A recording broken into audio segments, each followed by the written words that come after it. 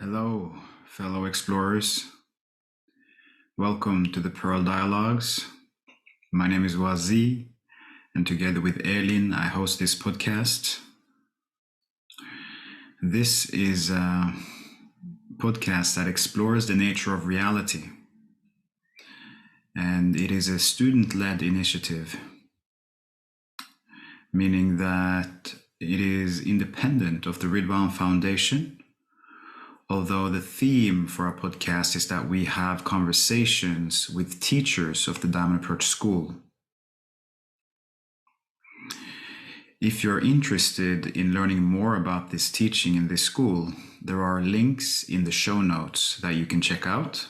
There is also a glossary in case that we use language or words that you're unfamiliar with. In today's episode, me and Elin have a conversation and a deep dive, in some sense a jazz improv, with Todd Carter, who resides in New York.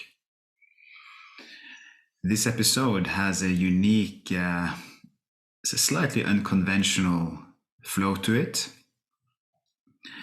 and we do touch on different topics, the nature of change, philosophy. We dive into fear and how that manifests, how that can feel like. So yeah, it's an interesting conversation, and you'll learn more about it as you listen. I also want to say that in this particular episode, I unfortunately had wrong mic settings, which means that I had to play a little bit with the audio to get it the best possible quality. So if it feels incongruent or not as optimal as it usually is, this is the reason. I still think it's a good episode, and most of the conversation comes out pretty good. Everything is audible, more or less. One other thing that I want to mention is that if any of the teachers speaks to you and you want to explore the possibility of working with them one-to-one, you will be able to find their details if you write their name in Google and then add Diamond Approach. That will take you to the portal, and often there you will find their email and whether or not they're accepting new students. So some teachers do not accept new students, others do. And there's a button that highlights whether a teacher is available for sessions or not. I have also added the teacher directory to the show notes so that you can browse through the many over 200 teachers in this school. And yeah, that's all I wanted to say. As always, I invite you to sense your arms and legs, sense your being, sense the moment while listening.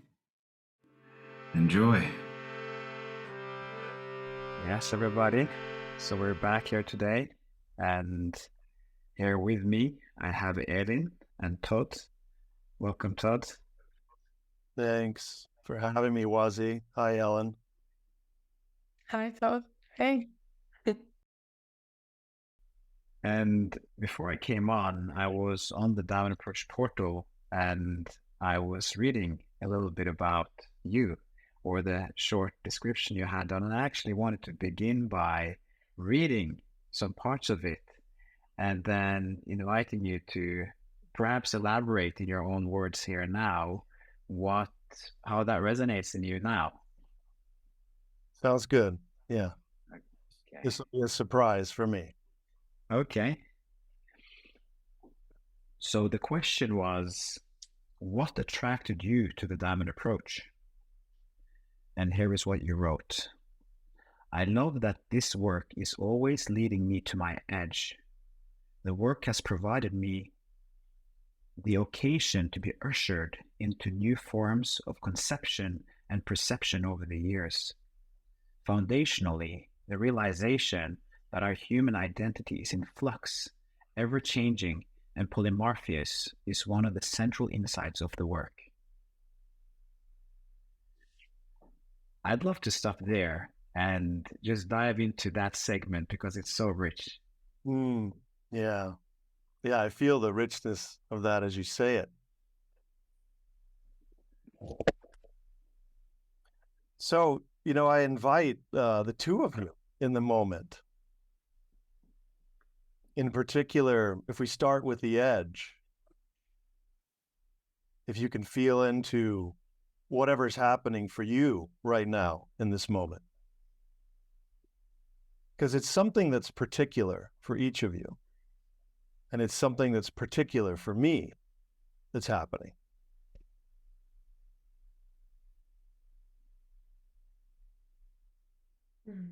So if we allow ourselves just to sense it, to breathe into it. The thing that I notice about the edge,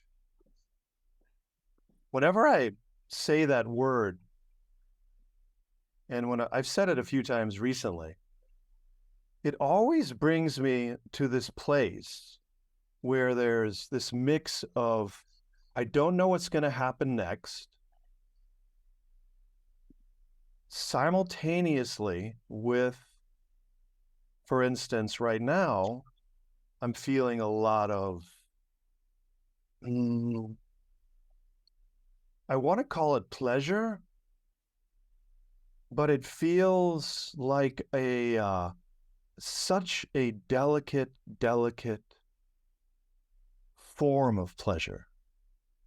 Like almost like the naming of it has it vanish at the same time. So this edge that I really love about being in this work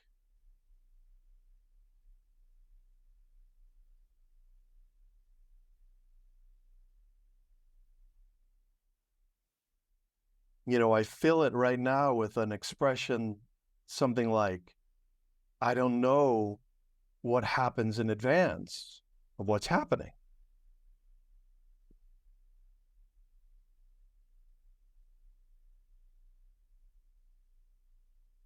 And then I said something about the now occurring.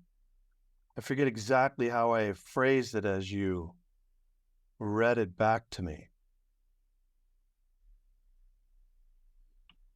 But it seems like there's always a choice that attention can make. And sometimes I can refer to it as my attention. Sometimes it doesn't feel like there's a my that's attached to it. It just feels like it's attention that's happening.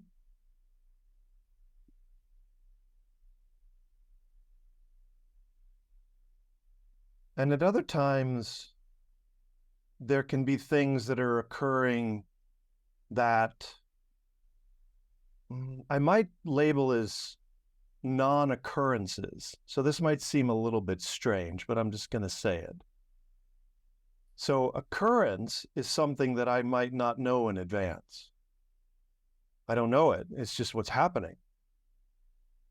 And then there's the place, or I might call the unplace of my particular ego as it functions.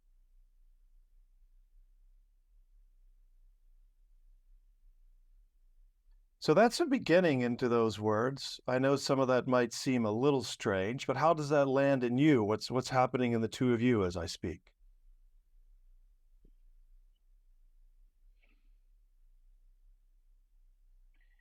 So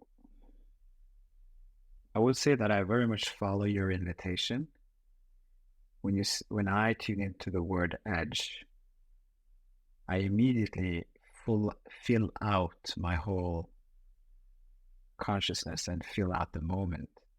I become very curious and also very much allowing, giving myself to the moment, giving myself to my experience in a very heartful and also vulnerable way, I would say.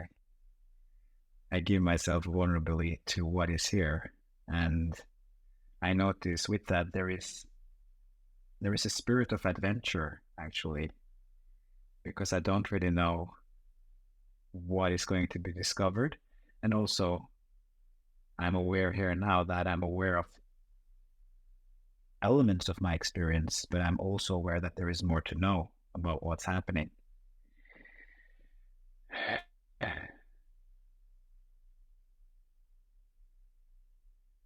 So I both feel that your invitation affords me space to be myself,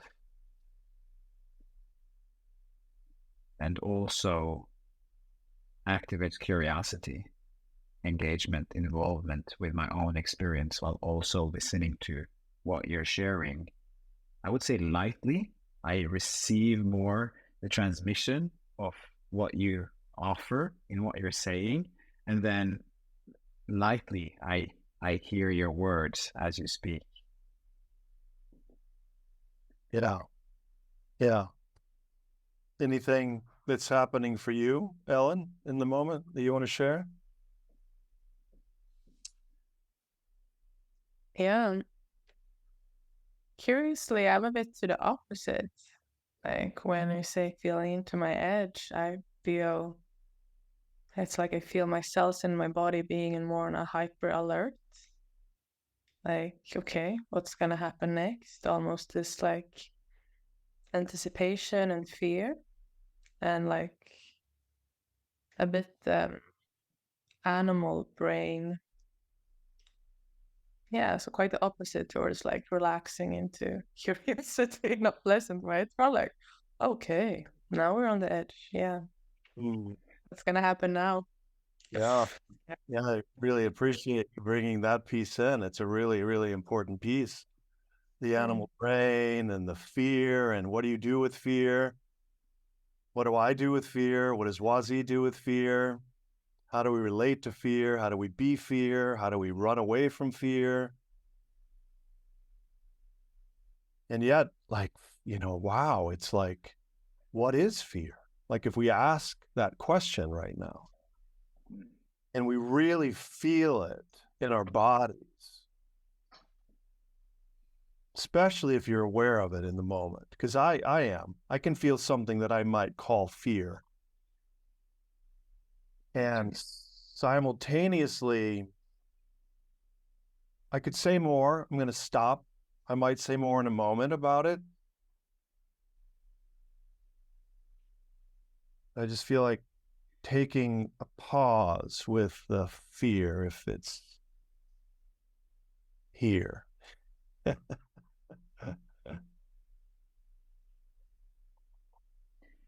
I'll immediately go and add to that. I mean, what I feel is there is a part of me that is a little bit scared, actually. And the fear is linked to, and I see it now as you, Elin, brought in that aspect, it became more foreground for me, is fear around the role that I'm having as a host. And when I was meditating before we came into the space, I did see that a part of my mind was wanting to kind of get some or find some guidance as to how to open the space, because space openings is always an art. So there was a desire to open the space, this podcast space, in a way that allowed for both of you to come in a way that somehow came with a kind of invitation and a sense of flow. So I noticed that there was a certain preference towards having a seamless entry into our space together, and that there was a fear of failing at that. And that fear is a kind of contraction in my experience and in my body. It does feel a little bit hard, a little bit black, and the fear itself has an element of disturbance.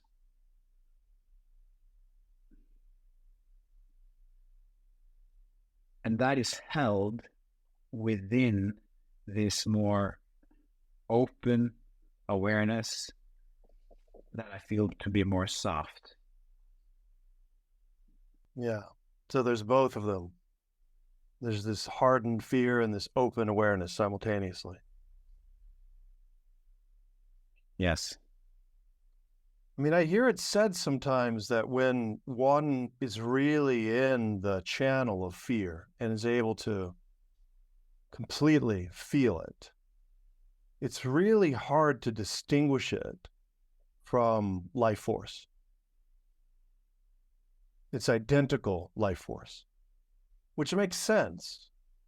Makes sense given the animal brain as well, right? Yeah. And there are definitely ways in which fear, especially when it is objectified, when there's an object that one has in one's mind and thereafter is pulled into the body in some way, even though it's not always that it's not always that there's an object outside that gets pulled into the body that is the object of fear, but you can think of it that way. Especially when you're able to feel the fear in your body. It once started as an object that was outside of you.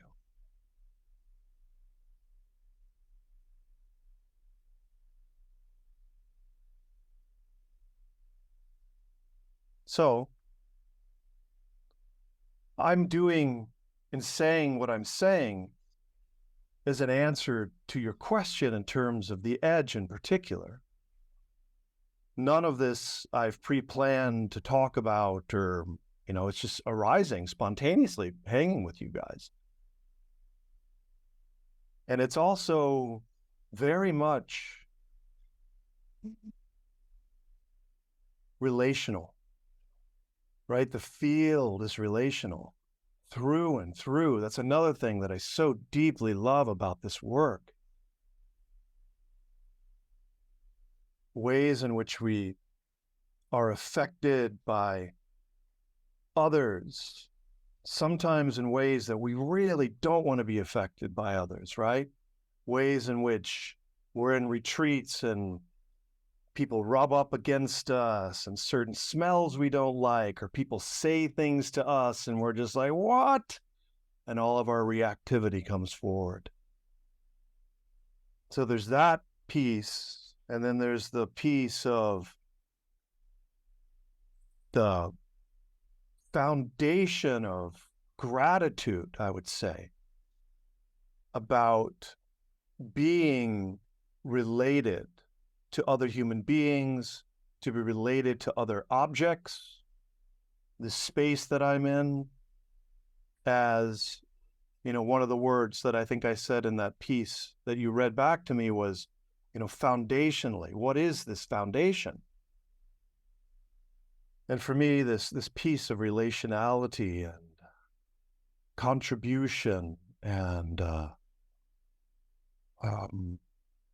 the way that you are you, Wazee, and the way that you are you, Ellen, how you as absolute particular human persons can affect me as a human person.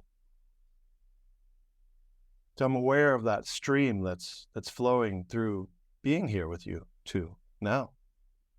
Yeah, me too. And I like that way of looking at it, like we are like using a metaphor of like playing strings. Like you're playing my strings in a way, I'm playing yours and Wazee's, and then there's this like field creation together, like music.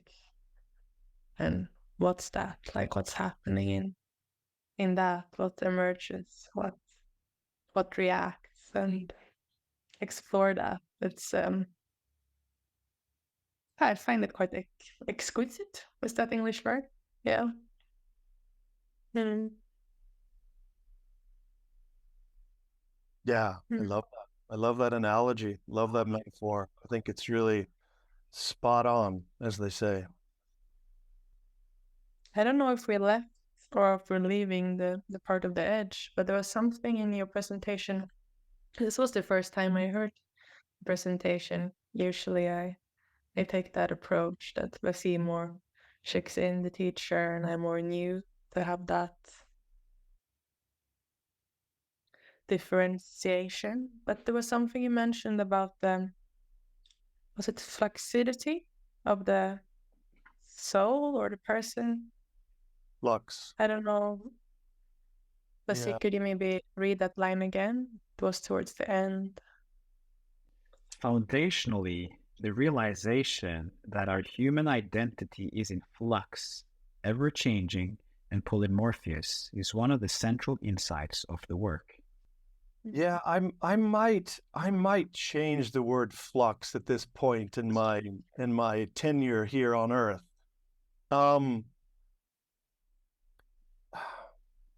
But I don't necessarily know the words for why I would change it in the moment. Well, let's play with it though for a second.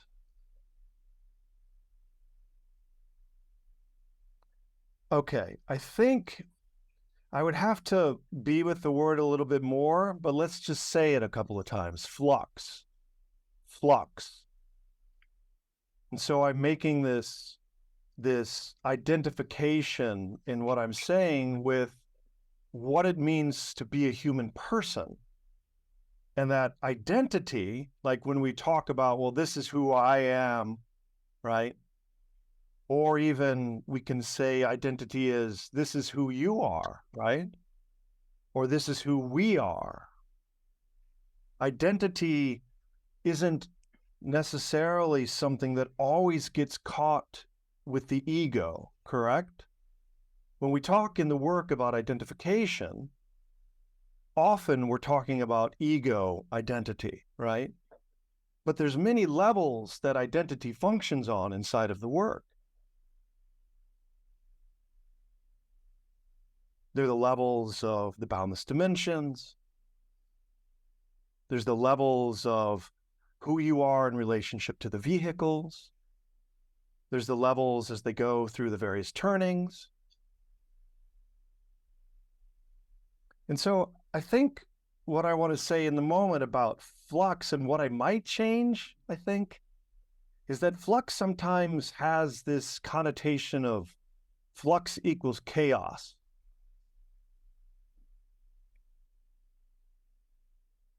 And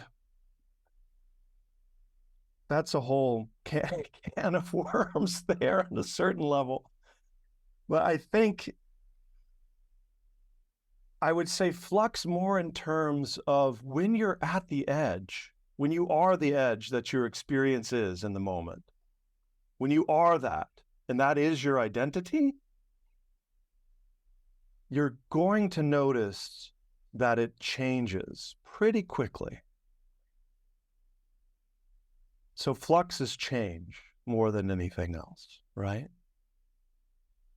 That there's something foundational that is the place of identity, right? So if you feel the place of the happening of your experience, I like calling it that, the happening of your experience, or the now occurring of your experience,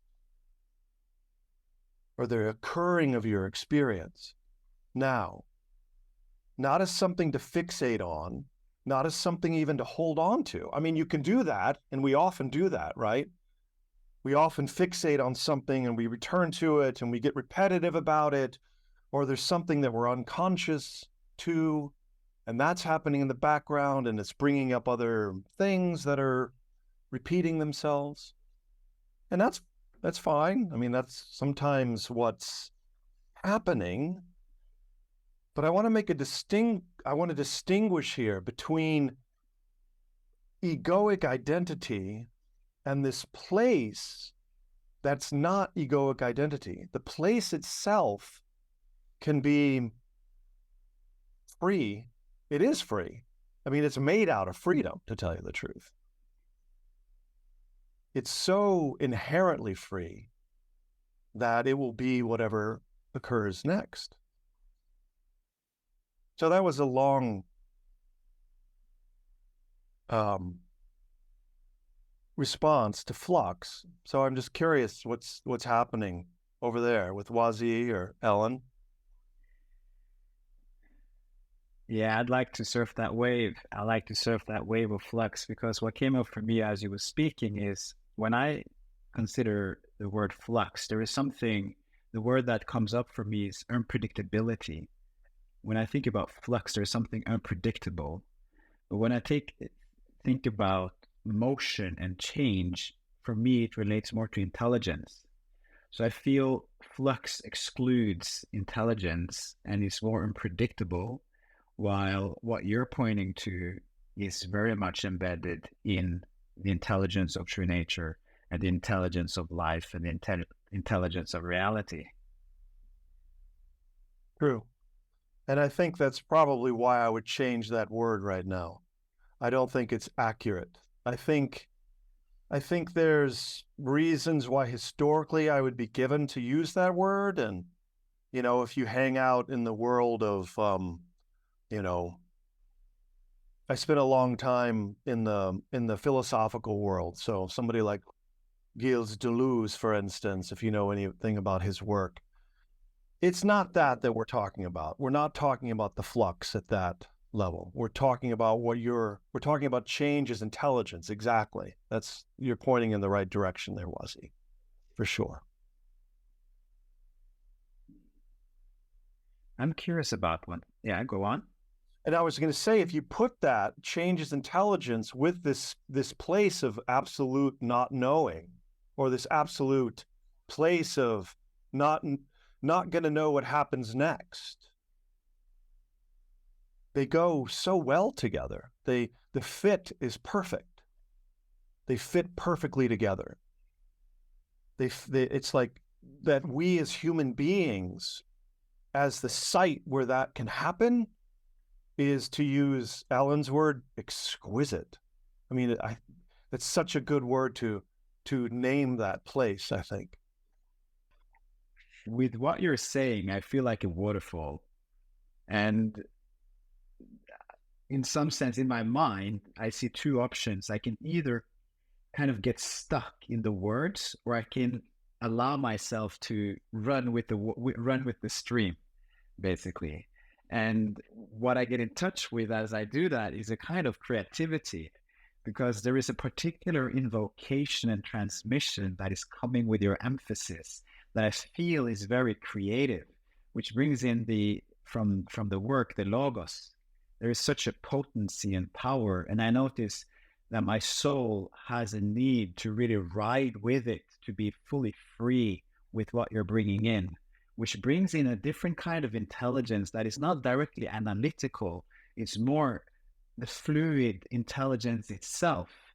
And in the merger, or the real embodiment of that flow, I notice how my being expands. While previous to actually allowing myself to enter that stream fully, I was more at a distance, and there was this split between the observer and the observed. While now there is this unity of experience that I feel I'm partaking in through your invocation. Yeah, partake. I say partake, and when words become stumbling blocks, then that's where the singing and the praising begins. That's my experience, and I'm loving Ellen bringing in the musical analogy, because it's not really an analogy. I mean, it is, but it's so real if we listen. If we're really listening, if you listen right now, for instance, if we bring our attention to that part of our practice of sensing, looking, and listening, if we bring it all right into listening for a moment, let it concentrate there.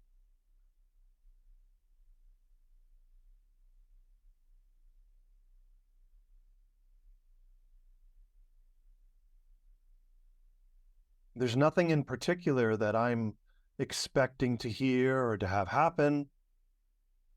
I just think it's interesting to make that invitation in the moment.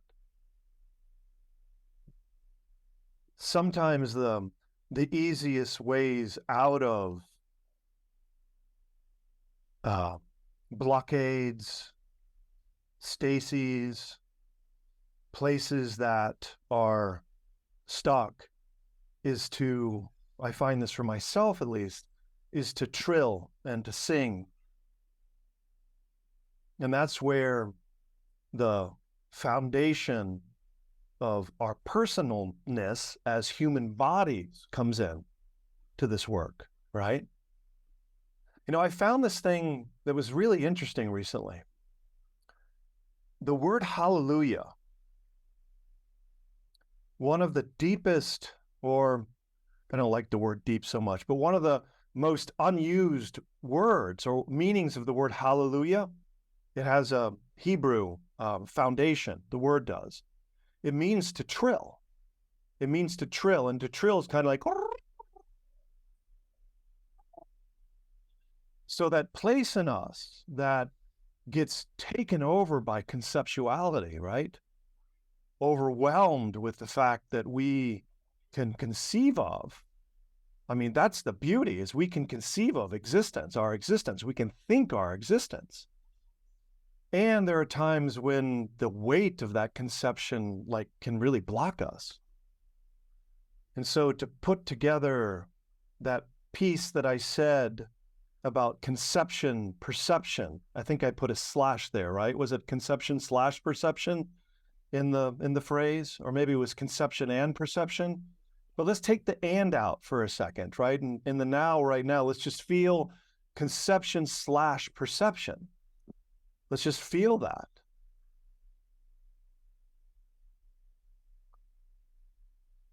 It's like the wondrous nature of our imagination, of our visual capacity as minds, the synthesizer, the analyzer, and you put that together with the rest of us, the heart and the belly, and then, wow, it expands into the rest of the body, like the thinking, feeling, sensing beings that we are now. I'm listening. And as I started to listen, yeah, something shifted a bit into, it became bigger. My perception became bigger. And yeah, and then my mind also wandered a bit to that I'm sitting here in a dark Nordic country, and Todd is in the United States, far away, and it's daytime, and how we are all connected to this big, I don't know, lack of a better word, like oneness or reality from different parts, and everyone is seeing different things and explaining them to one another, but not really sure if everyone else is feeling it like yourself are, or experiencing, perceiving it. And yeah, and then I'm a little bit mind blown. Yeah, and just really enjoying hanging out and listening to all of your wisdom and all the teaching that's coming through you, Todd. It's remarkable. And yeah, now I'm just smiling. I don't. Yeah, I'm really enjoying being with the two of you very deeply. And I love that you bring in, Ellen, the really moving. I love that you bring in the world that we're in now, where you too can be in Sweden, and I am here, and that's right. You both are in Sweden, correct? No, I'm in Sweden, but you're in Sweden, you're in Norway, right? And I'm in New York City. And so there's this vast expanse that all of a sudden becomes the particulars that you are, Wazee, that you are, Ellen, and that, that I am.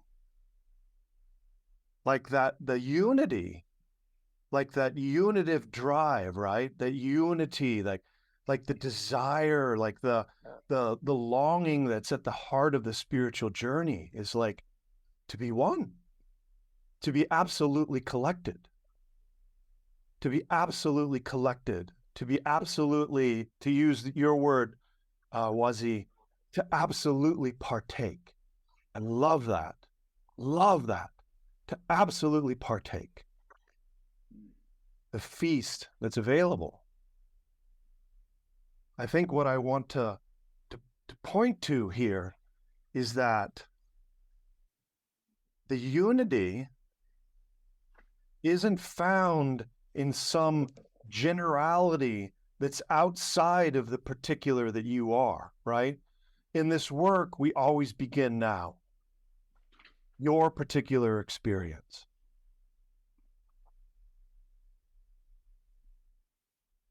And from my perception, from the perception that's really led me these almost 23 years in the work and 8 years as a teacher, it gets more and more particular.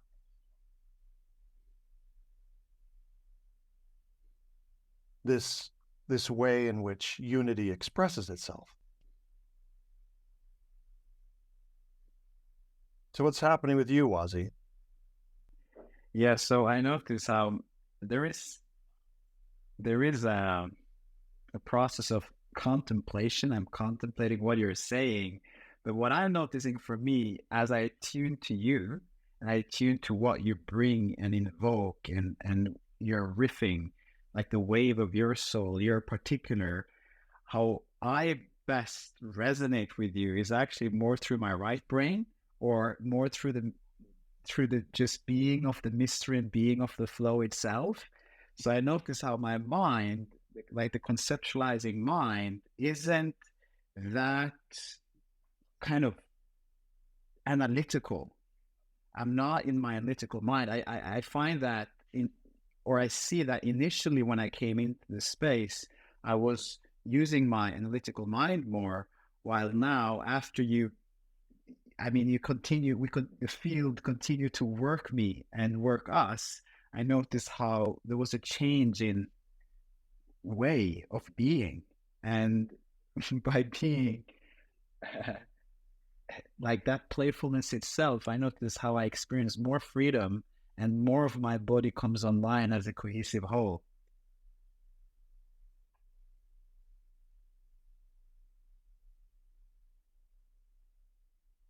Yeah, body,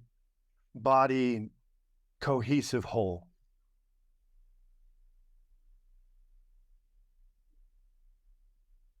Yes, and not knowing, and kind of a suspension of analysis. It's a suspension of trying to grok something, trying to mentally understand something. I'm just surfing with you.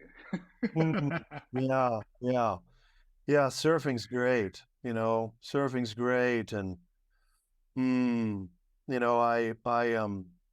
make music a lot as part of my life. And so feeling music and being music and singing, it's so not analytical, right? It's just, but they're not at odds. It's like analytic synthetic or synthetic analytic, like putting the words together in a way where,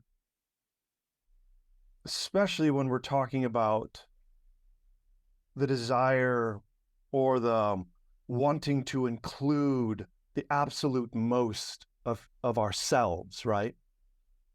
Just wanting that most, the mostness to express itself, to live itself, to realize itself.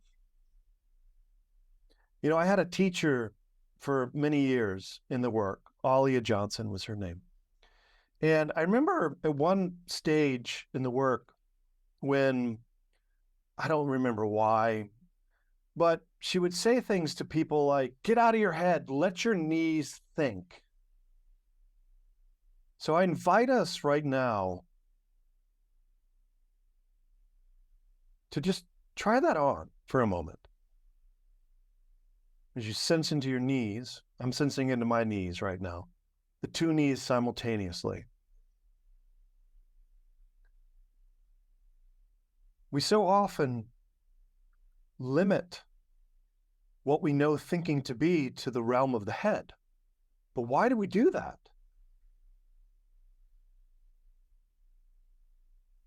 There's good reasons that we've come to know as a certain kind of inheritance, right? That the head is the place of the soul, and the head is the place of the ego, the head is the place of this and that, and, modernity, blah, blah, blah. I could go on and on about that.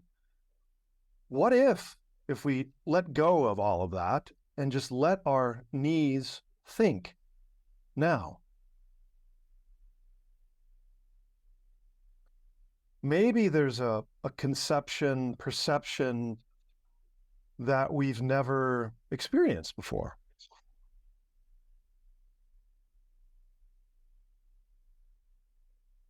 What if our knees not only are already in this synthetic analytic or analytic synthetic, what if they're not only already being that, and it's just our attention in the moment that allows that to be exponentiated?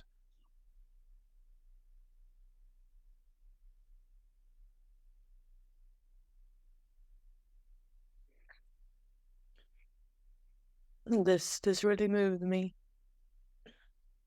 I noticed that I'm crying just through shifting this attention to thinking with the knees. And I like to share was I think I was overrun by this feeling that everything is okay. Actually, everything is great. And before that, there was a bit of this still a bit this fear and a very active headspace and checking, is it safe to go deeper now? Is it safe to go deeper now? And then with your invitation to think with the brain, it was just I landed and I could see what a wonderful evening I've had since this evening time for me in the world. How well it went with my son, putting him to bed, how well it went with his father, what enjoyable evening we had, and how enough I was all of a sudden. And this fear of me not being enough just flew away, and I could be so grateful for what actually was or what actually is. And this has made me starting to cry, not realizing how much of the fears in my mind are holding on to me, me feeling inadequate, I think the word is in English. Yeah, I mean, as you're talking, I bring my attention back into the knees that are here now, my knees, and I just feel this praising and this thanking.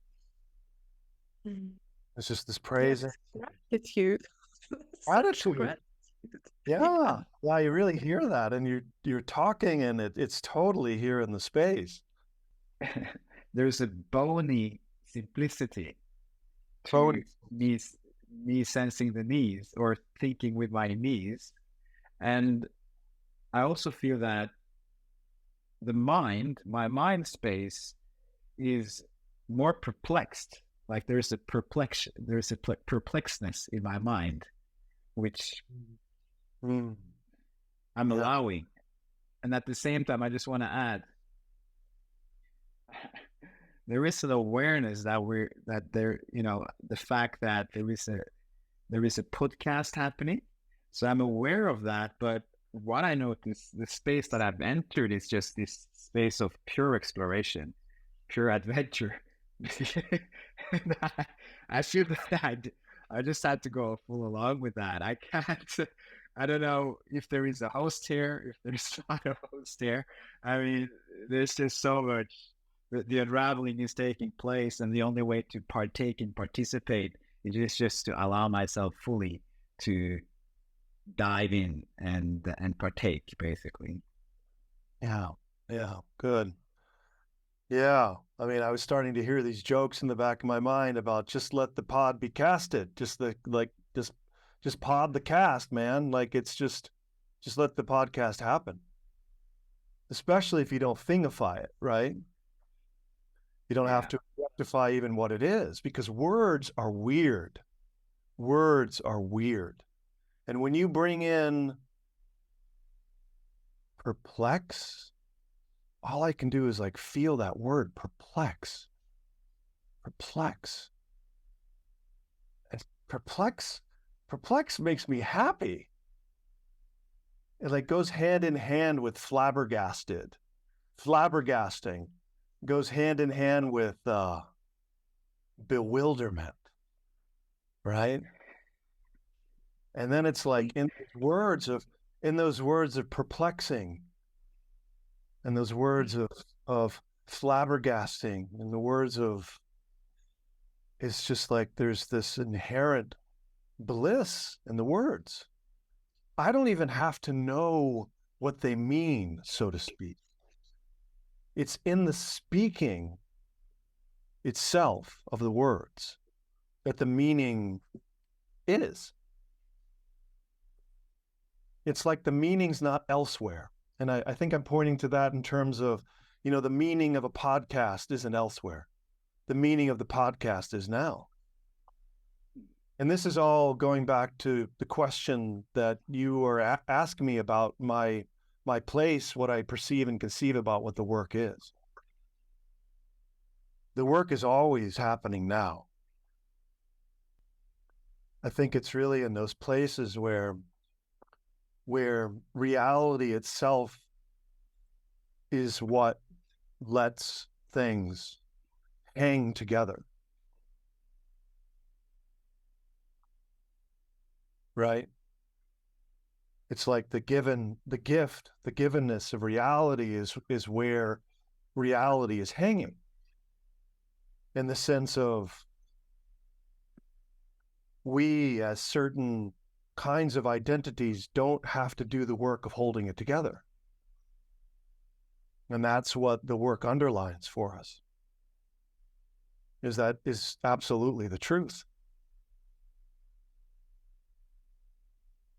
And the second that we think that there's a me that is doing that, we're mistaken. And that's okay. It's okay to make mistakes, and it's okay to mistake reality.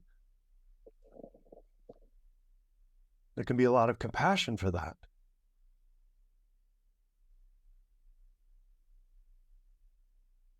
And from another perspective, it's no mistake at all. It's like the simplicity of the innocent mistake. There's a way in which we can speak in generalities about it, right? We can speak in a general sense about what's the proclivity of the ego to do that, right? To think that it owns something, or to think that it can keep something everlastingly. Because that's the convincing, that's the one that's convinced that the ego is, right? There's this kind of like everlasting, like, oh, if I get that thing, then it's going to be everlasting and I can keep it forever. So I don't know if I can be more specific. I can't in the moment. All I know is that it's that reality is the inverse of that, right? Reality is that which is already everlasting. And so for the ego to attempt to everlast, so you just feel that, the attempting, right? The attempting to be everlasting. Even the way I'm saying it right now, it's like the attempting to be everlasting. Yes. Is one expression of it. But the thing that I see, Ellen, in answering your question, is that there's an infinitude of ways in which it can be answered. Because there's an infinitude of, it's not exactly, well, I was going to say there's an infinitude of ways in which that can be answered because of, I stopped there because I was like, wait, there's only a finite number of human beings on the planet right now, right? So the finiteness of the human beings on the planet give it such that there's a lot of particularities that can be that attempting, that false doing, that false will, we call it in our work, but it's not necessarily infinite. Anyway, that's where I went. Oh, Lord, right?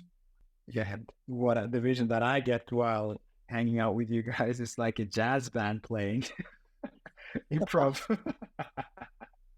That's nice. That's nice. Yeah. Do you enjoy that? You enjoy the improv? I personally am a fan of improv, yes. Cool. I'm a big fan of improv. Yeah. Yeah. Yeah. And I will also confess that I think if this wasn't a podcast, I think if we weren't being recorded, I wonder how that would affect the space as well. I'm curious about that. I'm simply curious. Because clearly I do have certain, although it's subtle and not necessarily needs to, it's not an obstacle as such, but there is, in some sense, a bigger field that's also listening, which is the listeners that I also take into account, you could say. So it's a balancing act. No, it's not accurate that it's a balancing act. I'm just chewing on it, and I don't have the answer. I don't have the answer. Well, yeah. Yeah. Yeah, I appreciate it. I mean, I appreciate the question about what if it wasn't being recorded and what would happen if not. I think that's a great question. Yeah. And I also appreciate you thinking of your audience. I mean, there's some way in which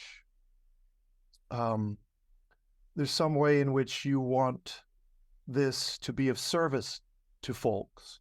You want this to be enlightening.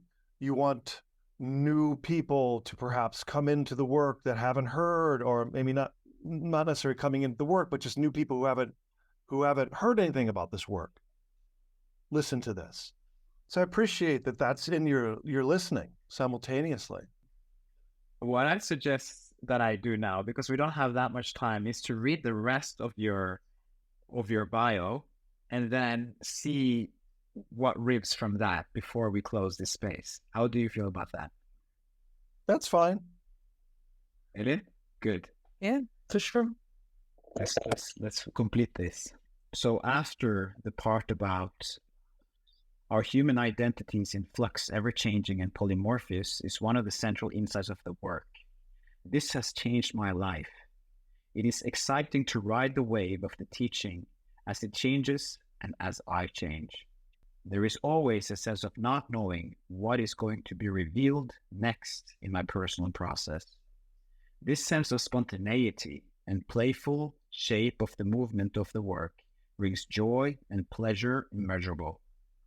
There is an adventure to be had at the heart of this path. The work is not about bettering yourself, but about relaxing into all that we are, whether that be the lightest purity or the most profound darkness. The freedom of participation in creation.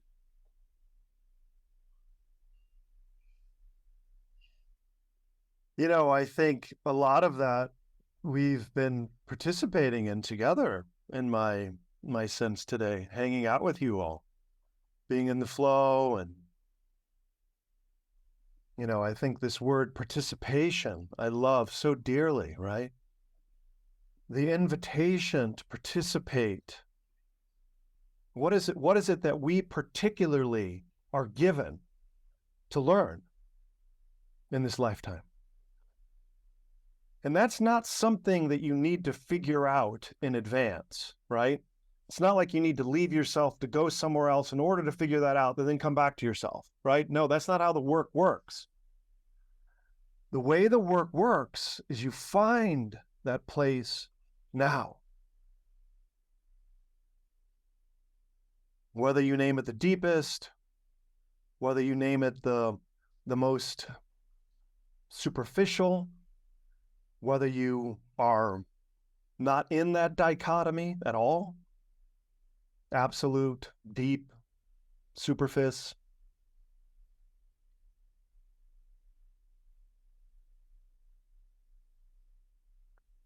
So I think the last thing I'm going to say before I want to hear where you all are at is, this notion of the work beginning always now. It's not a notion. It's really life living itself.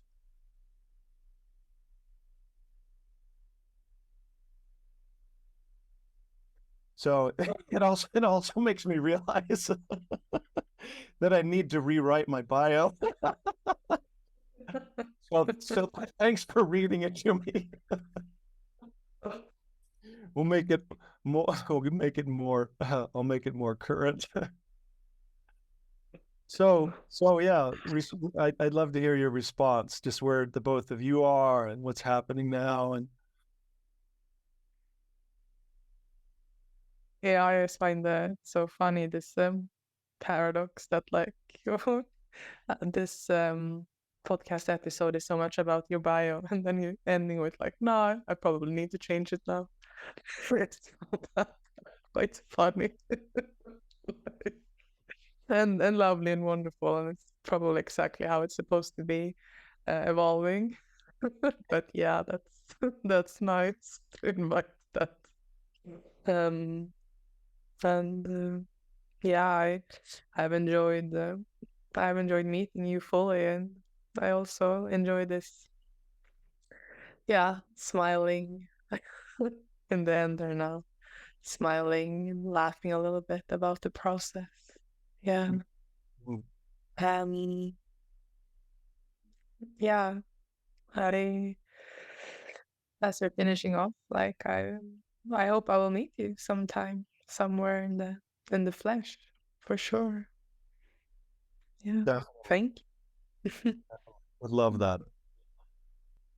Yeah, I think somewhere in your bio you wrote about a wave, and that's what I feel I've been doing personally, surfing a wave, surfing with you both. And what I love about this particular episode is that there's something about non-conventional.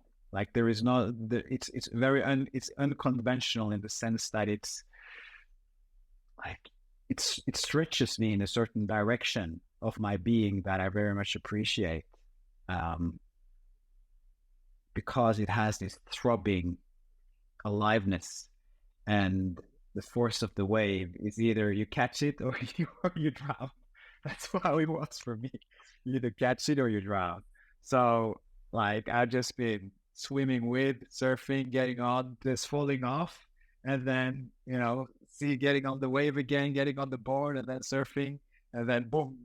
So it's just been a lot of dynamism for me being with you, and yeah, I appreciate your particularity and how you've offered yourself into this particular episode and podcast and shared your soul with us both. Yeah. I mean, I keep hearing throbbing, and how much I love that word, throbbing. When there's I mean, it makes me think of a couple of different things, but the throb, right? The throbbing, the sound brings me back to hearing the word again, to listening, to the act of listening. Like how much not only information is in each word that we speak, but that information is not what we normally think it is. And in terms of the work, I'll say this, in terms of the work, information needs to include at minimum, the three centers. The way in which we hold just that word, information. Right? So if you feel it from your belly, your heart, and your head right now, it's very different than holding information at the level of our minds, which is where we normally hold it. But that's not what information is.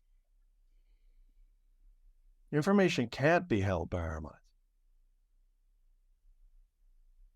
It can be synthesized and analyzed. It can be enjoyed. It can be, there's all kinds of things we can say about how the mind relates to information.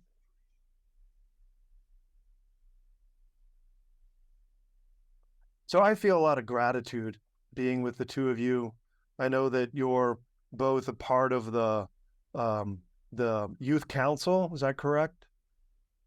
Yeah. And I think, you know, I was invited to a meeting. It was a while ago. I was so excited to hear that that was happening. Really, I was very, very moved that there are young folks like you who are in the work, and that there's this, what do we call it? There's this wanting to extend and find those people who might resonate with this work, that maybe in some way need to find a home, a community, right? Because that's one of the other things that I absolutely adore about this school is the community that it is.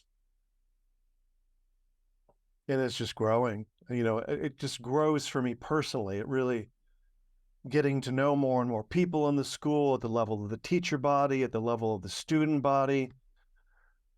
I feel really, really touched about that.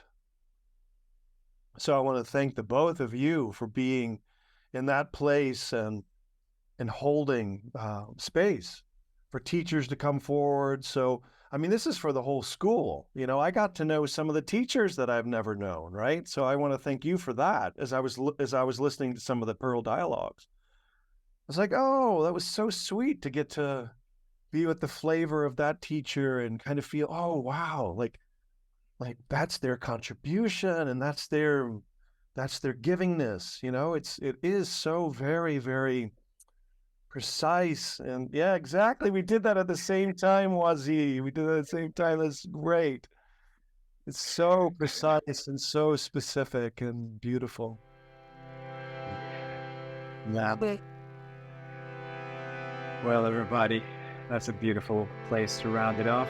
Thank you so much for joining and surfing with us. Till next time, much love.